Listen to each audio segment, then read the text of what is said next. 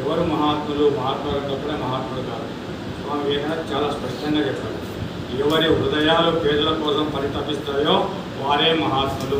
ఈ హృదయం పరితపించిందనుకో, railway station దుప్పటి లేకుండా పడుకున్నాడు, చలికి వణుకుతున్నాడు, ఓ దుప్పటి తీసుకుపోయి తప్పొచ్చామనుకో నువ్వే మహాత్ముడు కదా.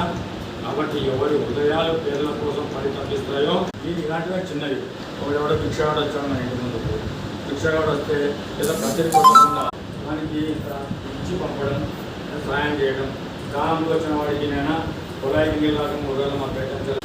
ఆకలితో అలమటించే వాడికి పట్టగా అన్నం పెట్టడమే ధర్మము, దానంతో పరితపించే వాడికి గుక్కడి నీళ్ళు ఇవ్వడమే ధర్మం అని చెప్పాడు. అలాంటి వాడే మహాత్మే స్వామి వివేకానంద. కాబట్టి ఎవరికి వాళ్ళు ఆత్మ పరిశీలన చేస్తాం, మనం ఎట్లా జీవిస్తున్నాం, ఎవరి కోసం జీవిస్తున్నాం.